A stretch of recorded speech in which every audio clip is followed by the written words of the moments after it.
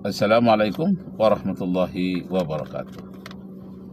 Manusia yang tidak memikirkan sesuatu, dia tidak akan memutuskan sesuatu. Kalau dia tidak memutuskan sesuatu, dia tidak akan berbuat sesuatu.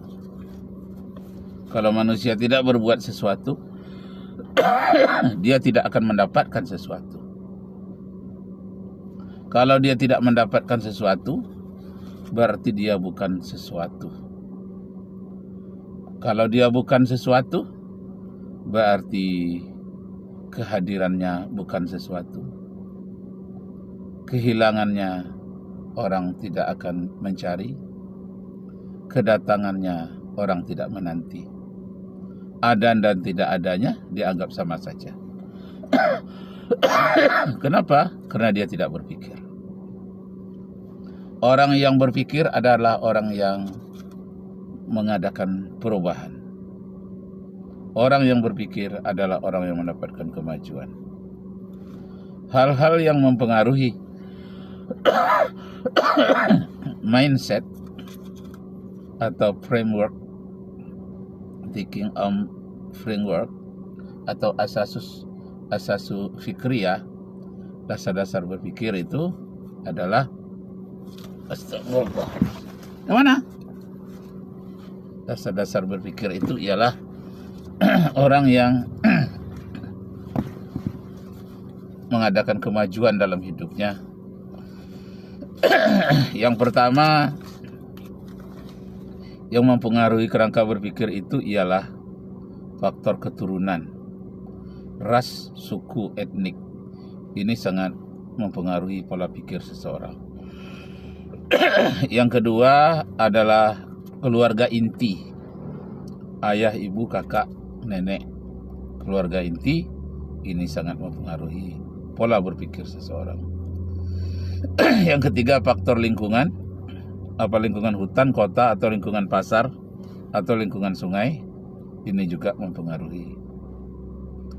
Yang kelima bacaan, apakah dia suka baca Quran, baca novel, baca buku silat, baca komik. Bacaan ini sangat mempengaruhi kerangka berpikir seseorang. Mungkin dia baca buku pantun, sastra, novel. Ini sangat mempengaruhi kerangka berpikir seseorang. Yang keenam tontonan, apa yang dia tonton, adegan apa yang dia tonton, ini sangat berpengaruh. Inilah yang terjadi di zaman modern sekarang ini, di mana anak-anak kita memegang HP, di mana-mana, kemana-mana memegang HP, bermacam-macam yang ditontonnya, dan itulah mempengaruhi pola pikirnya. Kemudian yang ketujuh adat istiadat. Adat kebiasaan pada suatu lingkungan itu sangat berpengaruhi sekali, mempengaruhi orang. Pada hakikatnya berpikir itu adalah bertanya, lalu mencari apa jawabannya. Jawaban yang dia dapati boleh jadi benar, boleh jadi salah. Apabila jawabannya benar, dia bahagia. Apabila jawabannya salah, dia kecewa. Dan dia tidak akan merasa puas. Nah, lalu orang berpikir itu adalah orang yang bertanya, sekurang-kurangnya bertanya kepada dirinya sendiri. Nah, ini saya dapatkan dari Al-Hafiz 40 tahun yang lalu dari Dewan Dakwah Republik Indonesia dari Jakarta, Dr. Hafiz. Sekarang beliau sudah tua, kepalanya sudah botak, tapi tubuhnya masih tetap segar, hebat. Saya katakan itu guruku, Al-Hafiz dari Jakarta. Nah, kemudian dilanjutkan lagi. Bertanya itu paling kurang bertanya pada diri sendiri dalam bentuk apa, siapa, di mana, kapan, berapa, bagaimana. Pertanyaan ini mendapat jawaban yang benar, tentulah semuanya akan merasa senang. Kalau jawabannya salah, orang akan merasa kecewa. Kalau Anda memang berpikir, apakah Anda pernah memikirkan tentang Tuhan? Nah, itu dia. Tuhan itu apa? Tuhan itu ada apa tidak? Kalau Tuhan itu ada, di mana Dia ada? Sejak kapan Tuhan itu ada? Sejak kapan Tuhan itu ada? Kalau ada, bagaimana keberadaannya? Dan setelah dipikirkan ternyata Tuhan itu tidak ada. Lalu apa yang terjadi? Kalau Tuhan itu benar-benar ada, apa pula lah yang terjadi? Nah, itu manusia yang berpikir, yang menggunakan otaknya, menggunakan IQ-nya.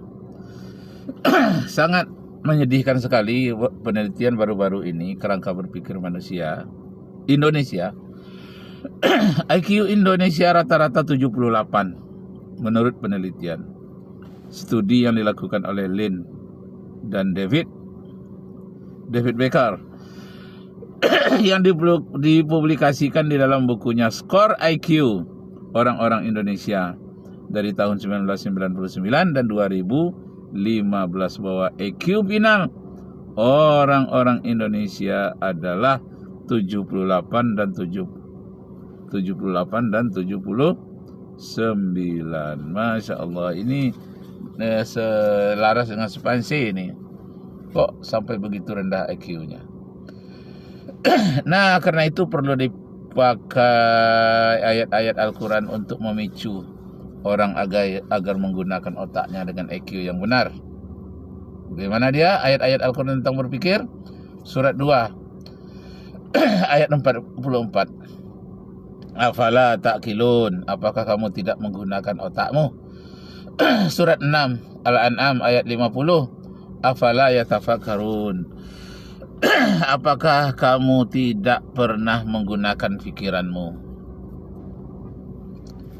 Kemudian surat Al-An'am ayat 80. Afala yatazakkarun, apakah kamu tidak berpikir dan mengambil peringatan dari apa yang terjadi? Surat 7 ayat 65.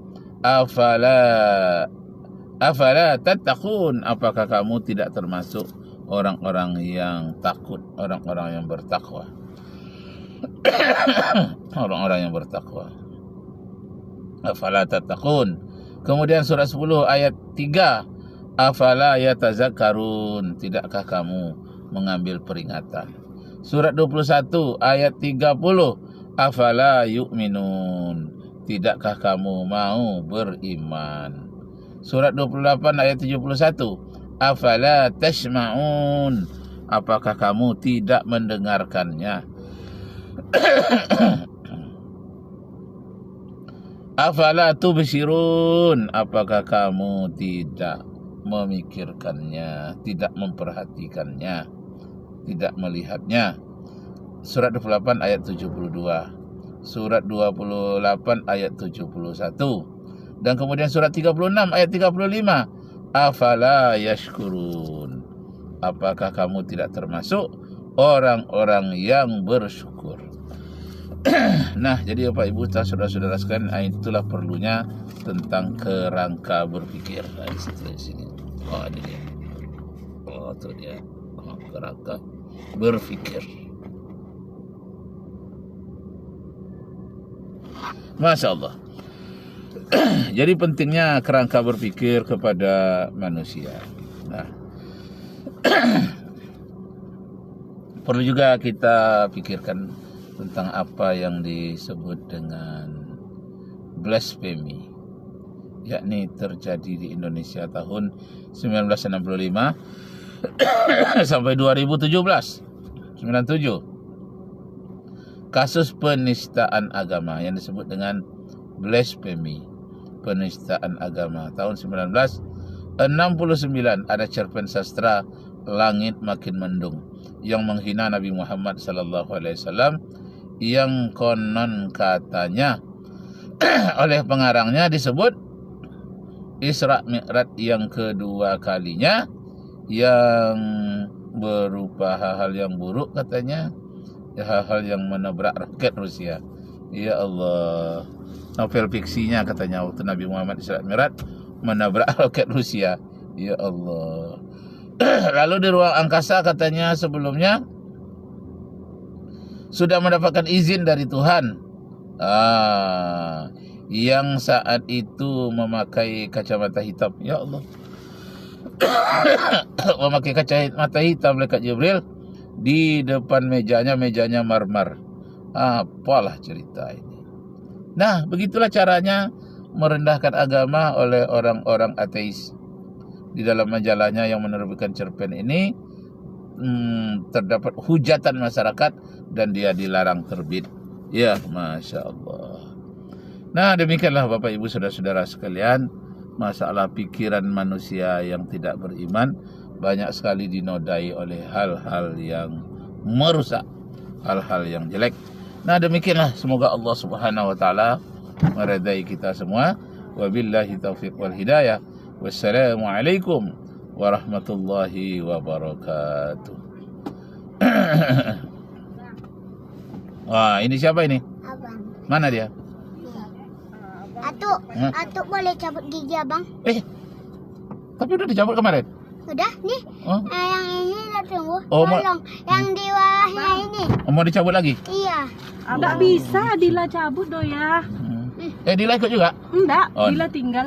Oh iya. Dila nanti ngaji. Oh iya. Kakak belakang. Nenek. Oh, laki-laki di depan. Hati-hati. Ya, baik. Nah, kuning-kuning. Oh iya. Golkar. Bismillahirrahmanirrahim. Ini apa sampah? Hati-hati ya di rumah.